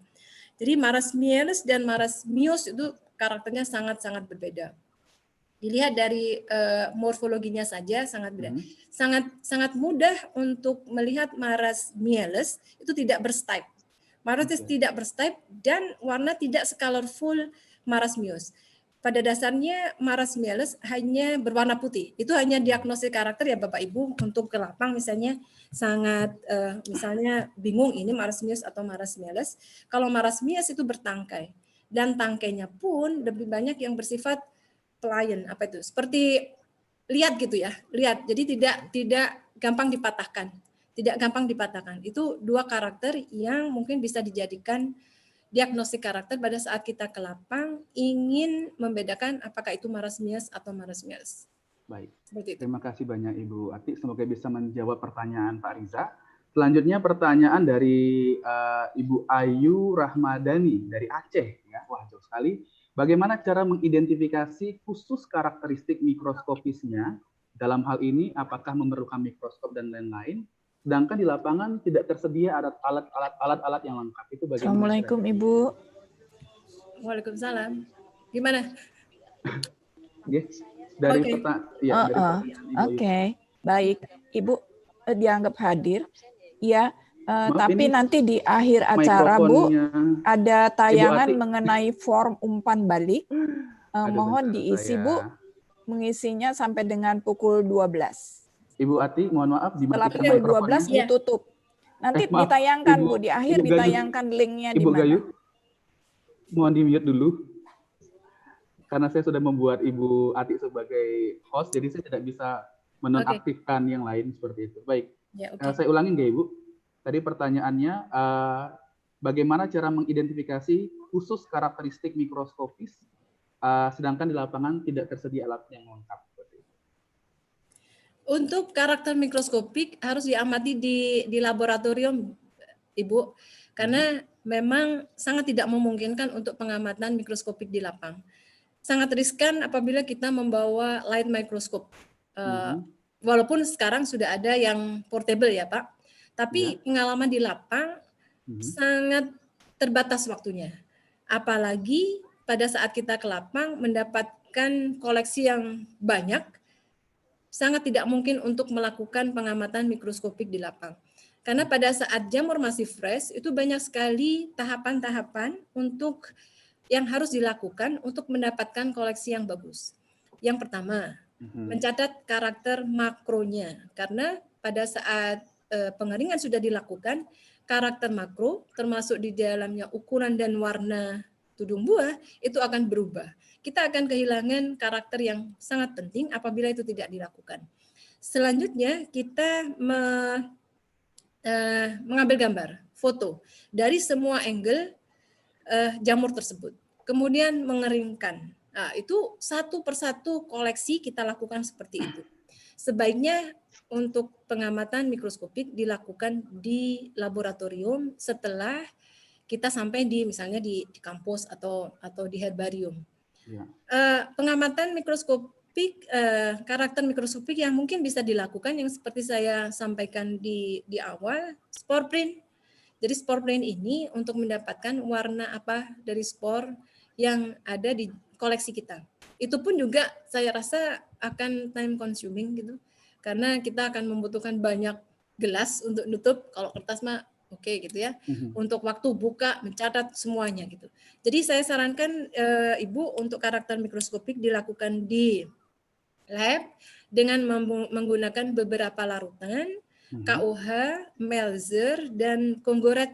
Nah, mungkin materi-materi yang seperti ini nanti bisa saya sampaikan kalau ada pelatihan. Yang memang di awal tahun ini saya janji untuk memberikan pelatihan Basidiomycota, tetapi waktu yang memang belum ada waktu yang pas gitu. Karena untuk pelatihan Basidiomycota tidak bisa misalnya bulan April, Mei, tidak bisa seperti itu. Kita harus mencari waktu pada saat musim hujan. Karena peserta akan saya bawa ke lapang, paling tidak ke kebun raya untuk tahu bagaimana cara koleksi yang benar. Dan itu munculnya jamur pasti di musim penghujan. Jadi kalau misalnya di musim kemarau, pasti bahannya yang akan saya berikan bahan dari herbarium, dan itu mungkin buat sebagian orang yang memang tidak benar-benar interest akan sangat sulit, sangat tidak menarik buat mereka. Gitu, Pak. Baik. Terima kasih banyak Ibu atas penjelasannya. Kita lanjut pertanyaan berikutnya. Mohon maaf, Mas, saya mau bertanya dulu terkait dengan jawaban Ibu tadi. Saya agak sedikit ragu tadi urutan dari mulai proses Maaf, ini siapa, pengawetannya. nggih?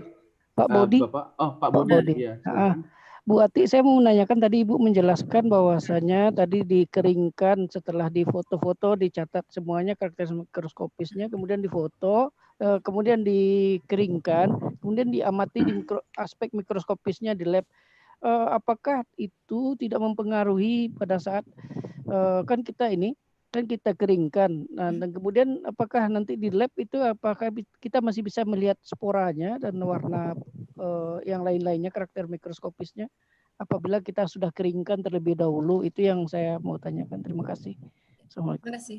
Langsung ya. Terima kasih Pak Bodi. Bisa Pak Bodi? Bisa. Jadi semua karakter itu bisa kita amati pada saat sudah kering. Dengan catatan memang menggunakan larutan-larutan yang saya sebutkan. Misalnya KOH. KOH fungsinya adalah untuk merevive, untuk melunakkan struktur atau tisu yang akan kita amati. Jadi kalau misalnya spora, sebelum diamati ukurannya misalnya 15 mikron, kemudian kita keringkan, kita amati lagi, juga pasti 15 mikron. Jadi karakter itu tidak akan berubah setelah pengeringan, kecuali yang berubah itu karakter makroskopik. Karena itulah karakter makroskopik harus dicatat sebelum proses pengeringan dilakukan. Mungkin Pak Bodi nanti bisa bermain-main gitu dengan mungkin kalau sudah punya koleksi di Mula Warman ya Pak? Ya Bu. Mula Warman.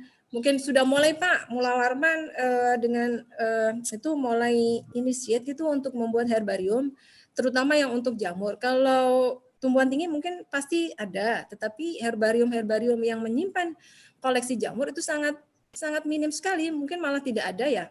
Nah, Pak Bodi mungkin dengan mahasiswanya bisa memulai untuk membuat herbarium, kemudian sebagai bahan praktikum, mulai bermain misalnya melihat spora sebelum dikeringkan berapa ukurannya, setelah dikeringkan berapa ukurannya.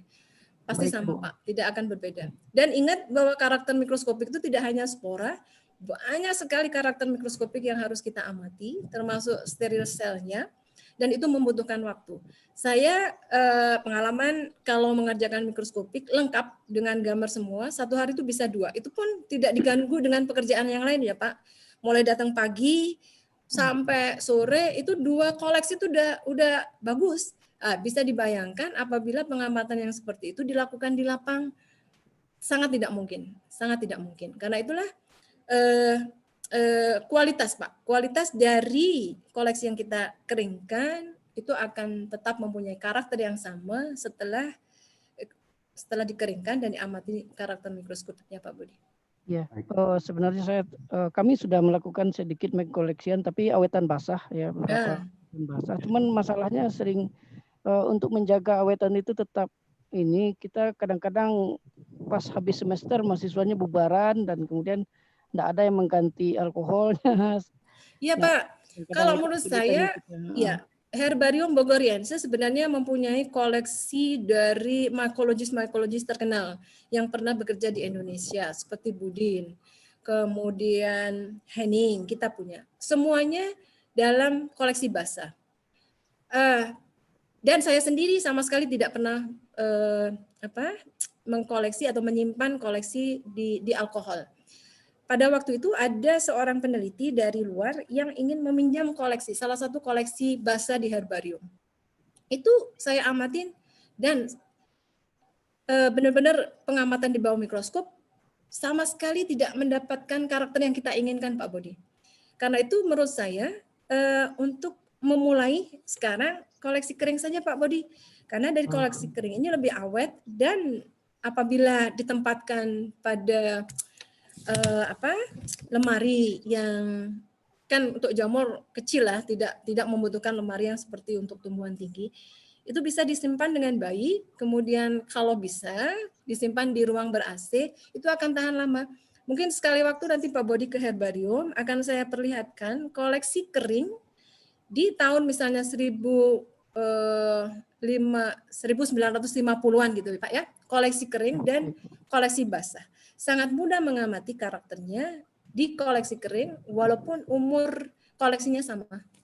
Baik. Jadi seperti itu Pak. Mungkin untuk Bapak Ibu dosen yang memang interest ke arah sana, saya kira pembangunan herbarium tidak hanya untuk herbarium khusus untuk jamur, tapi herbarium tumbuhan tinggi itu mulai bisa diinisiat walaupun memang perawatan dan pemeliharaannya itu sangat luar biasa gitu. Seperti yang tidak harus seperti herbarium Bogoriense karena itu memang sudah apa ya, standar internasional gitu. Tapi kalau universitas ingin memulai, bisa mengundang kita atau melalui webinar seperti ini, kita punya tim yang sangat tahu dengan herbarium dan mempunyai pengalaman melihat herbarium yang ada di luar negeri, bisa share informasi dengan Bapak Ibu sekalian. Seperti itu Pak Bodi. Terima kasih kepada Pak Terima Budi dan kasih juga Bu banyak. Ati. Masih ada pertanyaan yang lain. Tapi sebelumnya Bu Ati, saya mohon minta tolong untuk dikembalikan sebagai host sayanya, biar saya bisa share slide nanti dan beberapa informasi terkait seminar berikutnya. Ya, Gimana caranya? Oh, nanti bisa di partisipan, kemudian bisa dibuat saya make as host. Seperti itu. Oh ini ya. Iya, agar saya bisa kembali menampilkan beberapa informasi nanti kepada Gimana Mas? Ya, make as host Ibu sayanya. Hah? Admit Nanti- all? Dalam? Halo? Iya. Ya, admit all bisa, tapi di saya nanti di Madasi Bro-nya itu tolong dibuatkan saya sebagai host lagi, bisa Ibu? Iya, nggak tahu saya caranya begitu. Waduh. Oke, kalau gitu kita ke pertanyaan dulu, ya, Bu. Iyalah, ayo. Kita Ya, ke pertanyaan dulu. silakan. Selanjutnya adalah mungkin ini pertanyaan yang saya simpulkan dari beberapa peserta sahabat Nikoina, yaitu berapa banyak sih ciri-ciri morfologi dan juga mikroskopis yang harus dikumpulkan untuk menentukan suatu spesies baru. Selanjutnya, apakah diwajibkan ada data molekuler dan apakah harus whole genome? Terima kasih banyak Ibu, silakan dijawab. Ya, sebentar. New species karakter. Terima kasih. Sebenarnya untuk new species itu harus ada minimal mungkin 2 atau 3 karakter yang memang berbeda dengan semua jenis yang sudah ada. Tetapi kadang saya menggunakan 2 karakter untuk menentukan 2 jenis untuk sebagai new species juga bisa apabila karakter itu memang karakter penting, karakter utama dari jamur tersebut. Misalnya ukuran spora, tapi dengan range yang memang sangat signifikan. Misalnya dari Marasmius, 1 spora dengan ukuran 10 mikron dengan bentuk yang sama. Kemudian dengan spora dengan ukuran misalnya 20 mikron. Itu sangat berbeda.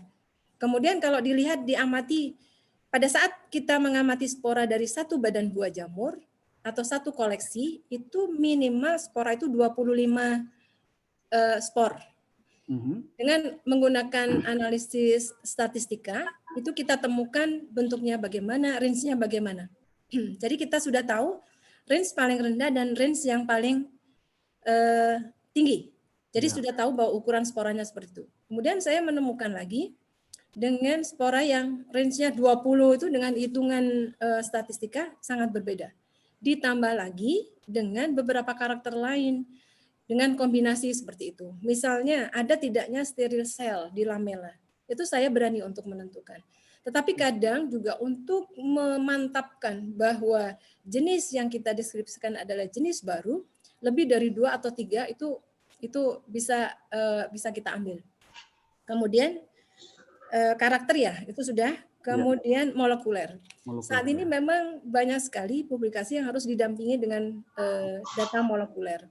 Tetapi mungkin kalau pengalaman saya, ada banyak sekali marga-marga yang dapat ditentukan jenisnya hanya dengan menggunakan data morfologi, data molekuler sebagai supporter. Kemudian dengan seperti itu, misalnya marasmialis itu sangat-sangat sulit dengan menggunakan data morfologi.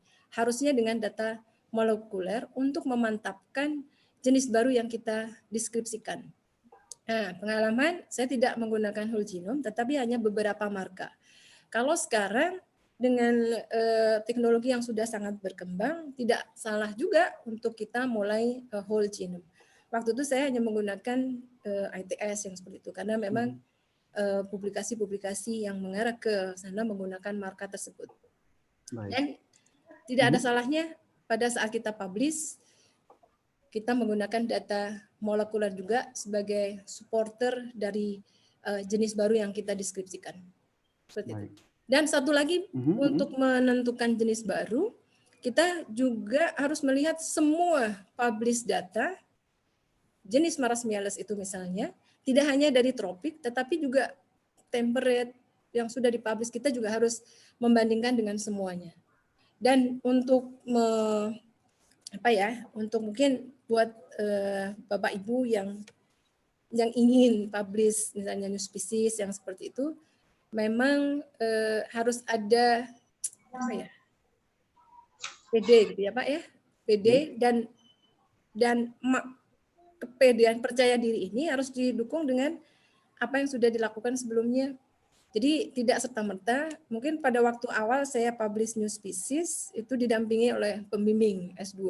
Jadi di situ menemukan kemantapan gitu untuk bekerja dan mendeskripsikan jenis baru yang mungkin bisa ditemukan dari banyak lokasi di Indonesia. Sangat tinggi persentasenya untuk mendapatkan jenis baru. Gitu, Terima Pak. kasih banyak Ibu Ati. Pertanyaan terakhir Ibu, mengenai kode etik. Kode etik dalam pengumpulan sampel itu bagaimana?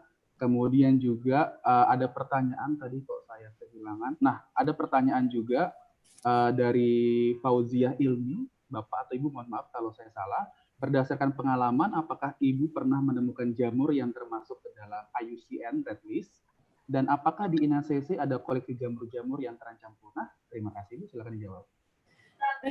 Saya kurang jelas dengan pertanyaan yang pertama, terutama untuk kode etik pengumpulan sampel itu maksudnya apa ini? Untuk sampel nanti yang kontribusi buku ke hati ataukah di lapang gitu? Di lapang Ibu. Oh, di lapang, oke. Jadi ini sebenarnya tahapan untuk melakukan eksplorasi itu kan panjang. Jadi harus melengkapi dengan semua surat, yaitu dari membawa surat masuk lokasi itu ya, yang biasanya di kehutanan itu harus ada. Kemudian ya perizinannya harus lengkap. Misalnya masuk ke Taman Nasional Gunung Gede Pangrango, kita harus mendapatkan izin dari situ. Kalau untuk orang Indonesia sendiri sebenarnya tidak terlalu ribet ya, selama semua izin yang kita dapatkan. Yang menjadi masalah untuk peneliti asing, nah, itu kode etiknya sangat-sangat tinggi, apalagi apabila tidak ada kerjasama.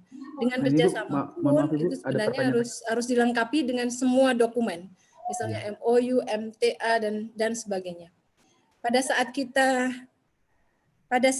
kita sudah memiliki koleksi dengan nomor koleksi yang kita punya, hak kita untuk mempublikasi jenis tersebut. Tetapi apabila ada peneliti lain yang ingin menggunakan koleksi saya, bisa misalnya langsung datang ke herbarium, itu bisa dilakukan dengan mudah dengan menginformasikan ke kita sebagai pemilik koleksi. Tetapi apabila koleksi tersebut sudah ada yang mengerjakan, misalnya di herbarium sudah mengerjakan koleksi tersebut, peneliti lain tidak diperbolehkan untuk menggunakan koleksi tersebut. Selama itu aman, tidak ada peneliti yang masih menggunakan, silahkan menggunakan dengan catatan pada saat publish ada kredit atau ada ucapan terima kasih siapa pemilik kepada pemilik koleksi tersebut, atau secara pribadi atau menggunakan institusi. Seperti itu. Nah, kemudian pertanyaan yang kedua, IUCN. Bapak Ibu, tahun kemarin saya mendapat undangan untuk hadir di pembahasan red list. Saya ingat waktu itu mungkin Pak Iman yang memposting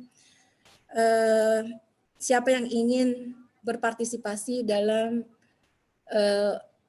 IUCN ya, IUCN red list kalau nggak salah. Beberapa bulan kemudian saya mendapat informasi dari penyelenggara untuk hadir di seperti capacity building dan juga untuk assessment jenis-jenis mana yang sudah kriteria misalnya yang threatened. Waktu itu saya tidak hadir, tapi saya mendapatkan tidak hadir karena tidak ada sponsor, biasa itu alasan. Kemudian saya mendapatkan linknya, di situ tuh ternyata sekitar mungkin di IUCN red list sendiri itu mungkin sekitar 56 yang sudah masuk di kriterianya red list. Kemudian ada beberapa yang masih diusulkan, itu sekitar 36. Dan tahun ini ada lagi pertemuan, nanti insya Allah mungkin saya akan hadir di Chiang Mai dengan membawa beberapa jenis yang akan diusulkan masuk ke red list. Salah satunya yang saya tampilkan tadi,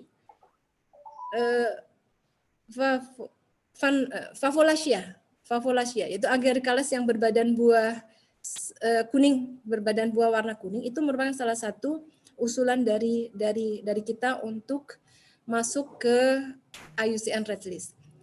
Untuk yang lain sebenarnya karena informasi dan eksplorasi yang saya lakukan di pulau-pulau yang lain belum begitu banyak, saya belum mendapatkan data lengkap apakah jamur ini sudah bisa dikriteriakan masuk IUCN red list atau tidak, karena itu masih membutuhkan waktu yang lama. Ada masukan dari salah satu staf herbarium bahwa jamur-jamur Ectomycorrhizalia yang mempunyai kans untuk masuk dalam IUCN red list karena jamur ini mempunyai host yang spesifik, yaitu misalnya Dipterocarpaceae, kemudian Myrtaceae, dan persebaran jamur ini mengikuti persebaran dari hostnya.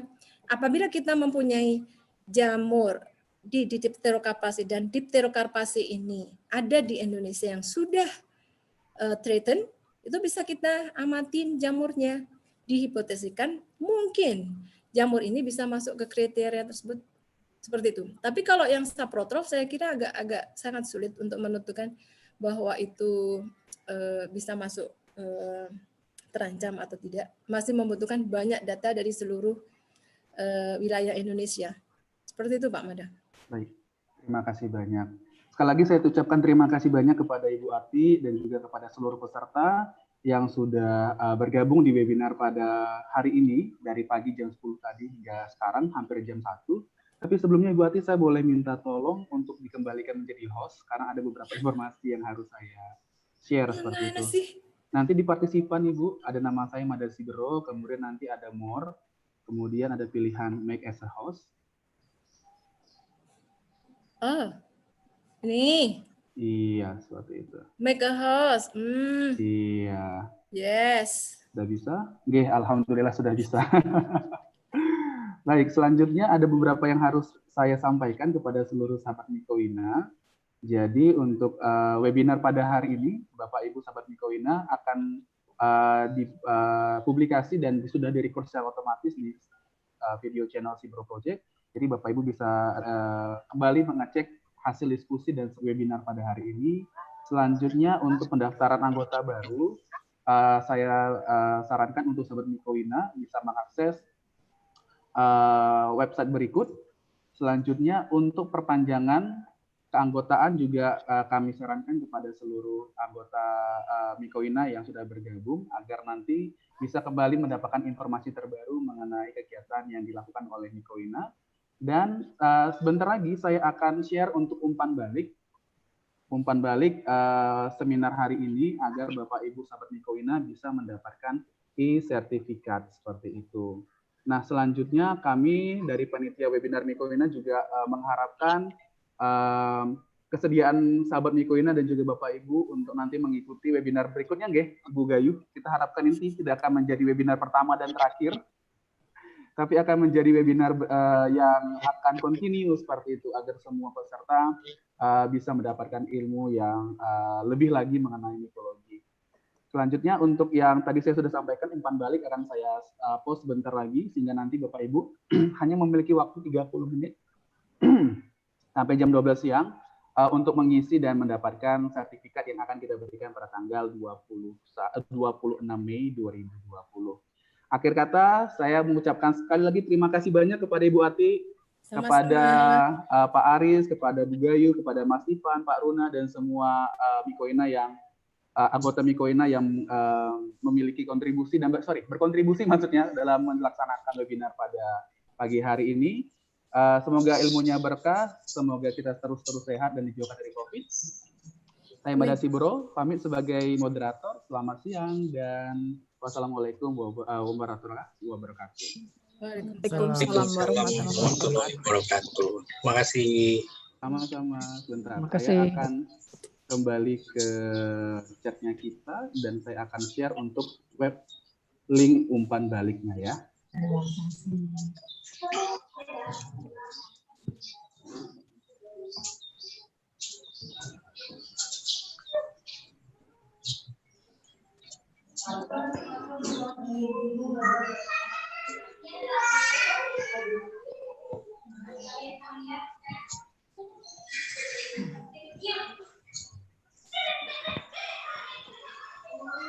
Silakan Bapak Ibu mengisi, mengklik umpan balik yang sudah saya berikan di chat, sehingga nanti Bapak Ibu bisa mendapatkan sertifikat yang sudah disiapkan oleh Mikoina. Di mana diisinya, Mas? Sebelah mana, Mas? Ya, itu di link di chat grup. Di chat grup Ibu. Chat, oke. Itu saya sudah mengirimkan linknya Ibu yang Google Doc. Google Form. Ada doc.google.com. Samada, maaf. Ya. Saya Metini. Kalau saya sudah nulis umpan baliknya di WA bisa ya? Sama atau harus di Zoom ini? Harus kalau dari tapi linknya tetap ke Google Doc kan Bu ya? Yang di WA grup Mikoina itu. Oke, saya ulangi lagi yang di sini aja, di Zoom aja. Terima kasih Pak Mada. Sama-sama Mbak Ibu. Ya.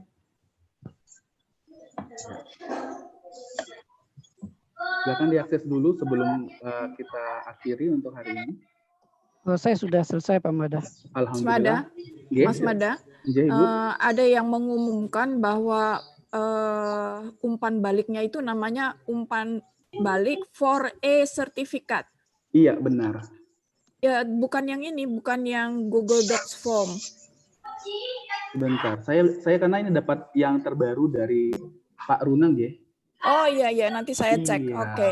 Berarti oke. Seperti Terima kasih. Ini saya berikan yang terbaru lagi deh. Oh iya. Biar bisa di-share. Ini yang terbaru karena yang lama itu kalau saya tidak salah hanya sampai jam 11 siang 30. tadi. Iya. Oke. Sampai jam 12 seperti itu. Iya. Oke. Yang dari YouTube sudah aman ya, saya rasa. Dari YouTube, oke.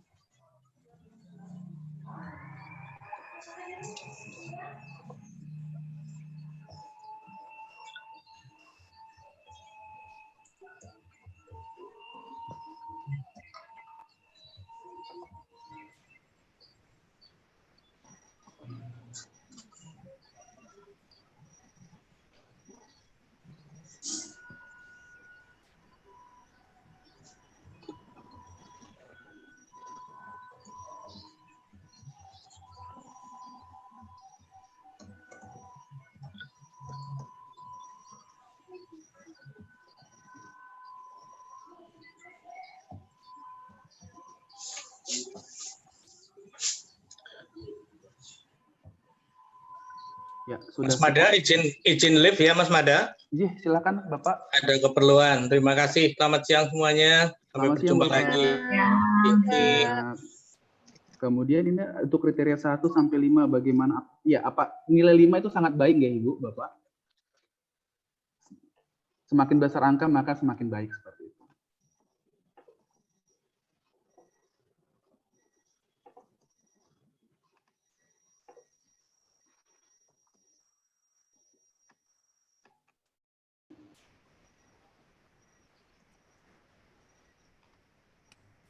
Saya sudah submit ya. Oke, terima kasih banyak. Ya, terima kasih semuanya. Saya leave dulu ya. Mbak Ati, terima kasih Ya, banyak Mbak Ati. ya, Mbak Liana. Mbak Ya, Yuni. sampai. Assalamualaikum warahmatullahi wabarakatuh. Waalaikumsalam warahmatullahi wabarakatuh.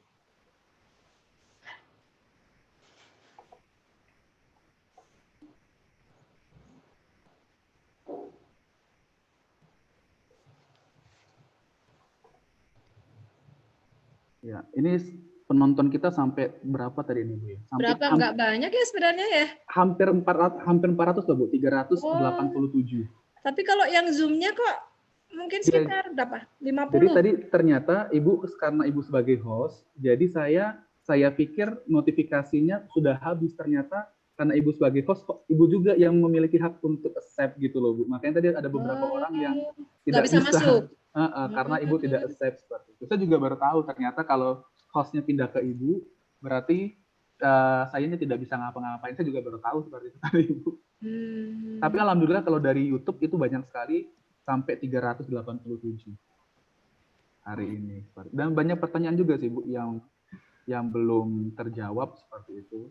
Saya rasa banyak yang sangat penasaran ya, karena apalagi tadi banyak pertanyaan tentang bioluminescence fungi, mushroom tadi. Tapi karena waktu kita juga sudah tidak mencukupi ya, seperti itu. Ya, jadi kita tetap semangat ya untuk melanjutkan webinar ini. Ya. Dan topiknya akan khusus mengenai basidiomycete sampai dengan ada laporan dari beberapa anggota Mycoina yang menyatakan bahwa kepercayaan diri untuk mengenal basidiomycete itu sudah meningkat. Mantap. Ya. Jadi Bu Atik mohon bersedia untuk sharing ilmu pengetahuannya. Ya, nanti kita buat series. Mungkin yang pertama dari awal ya Bu ya, cara koleksi, secara umum semua. Ya. Kemudian masuk ke ordo. Dari ordo bisa misalnya agaricales, itu kan warna spornya kan banyak, 5. Itu bisa dibahas masing-masing marga seperti itu. Nah, untuk sementara ini yang saya pikirkan paling banyak dibagi menjadi 7 kali, Ibu. Sehingga satunya tuh 55 menit, sehingga nanti bisa dihargai setengah SKS. Iya kan, kalau 14 kali 55 menit kan 1 SKS. Yeah. Jadi nanti harapan saya sih mahasiswa akan jauh lebih banyak menjadi pendengar daripada ini. Kelihatannya kan kita banyak dosen dan peneliti. Ya. Tapi yang kedepannya nanti harapannya banyak mahasiswa. Tapi nanti yang mengumpulkan 7 sertifikat itu akan diberi pernyataan bahwa dia berhak mendapatkan setengah SKS. Halo Pak Mada. Ya, selamat siang Ibu. Ya, saya Bu Arika Purnawati dari UPN udah saya kirim formnya, umpan baliknya. Ya. Saya izin live dulu ya. Terima kasih. Silakan Ibu. Terima kasih. Assalamualaikum warahmatullahi wabarakatuh. Waalaikumsalam warahmatullahi wabarakatuh. Iya. Ini juga langsung banyak tanggapan Ibu, katanya sangat tertarik seperti itu untuk materi-materi berikutnya. Terima kasih untuk panitia, Bu Ati. Bu. Saya mohon live. Ya, baik Ibu, sepertinya semuanya sudah mengisi link, sudah mengisi umpan balik. Saya harap untuk hari ini, apakah sudah bisa dicukupkan Ibu Gayu, Ibu Ati, atau tetap kita bisa dicukupkan, Gih? Sudah. Sudah. Oke. Dari Ibu Gayu, apakah ada tambahan? Pikir tidak ada. Mas Mada, saya sangat bergembira bahwa hari ini kita berhasil mengadakan acara webinar dan secara konsisten harusnya Mikoina memang menjaga ya agar yang namanya penyebaran ilmu pengetahuan itu bisa dilakukan oleh himpunan profesi. Gitu aja. Terima kasih buat semuanya yang sudah berkontribusi, terutama pada Bu Atik. Sama-sama, Bu. Saya tetap akan mendorong supaya Bu Atik semangat. Dan saya mengidentifikasi juga beberapa orang yang bisa bergabung untuk mengajar mengenai Basidio Besar. Iya, saya kira ya. Bisa. Supaya nanti kita masukkan di dalam grup webinar, nanti kita akan tahu gimana cara pelaksanaannya. Gitu. Baik. Oke, semuanya yang mau sumbangsi ilmu, silahkan masuk dalam grup Mikoina. Makanya harus jadi anggota dulu yang belum menjadi anggota sehingga tercatat. Itu. Makasih semuanya. Ya, sama-sama Bu Bayu. Kalau begitu saya sudahi Makasih, untuk. Pak Mada. Terima kasih Pak Mada. Terima kasih banyak Ibu Bapak yang sudah bergabung. Ya. Dan tolong di-subscribe juga dan didukung channelnya labnya saya Sibro Project. Karena nanti Sibro Project juga akan memberikan webinar yang lain. Yang terdekat nanti adalah biopigment yang akan dikaji dari peneliti Macung. Saya akan mengajak salah seorang peneliti Macung yang ahlinya itu adalah di microbial biopigment. Seperti itu. Nanti akan saya share juga di Mikoina apabila ada Bapak Ibu yang tertarik di bioprospektif, microbial bioprospektif. Oke. Baik. Terima kasih banyak Ibu Bapak. Sekali lagi selamat siang. Bu Atik. Sama-sama. Assalamualaikum warahmatullahi wabarakatuh. Waalaikumsalam warahmatullahi wabarakatuh. Semangat.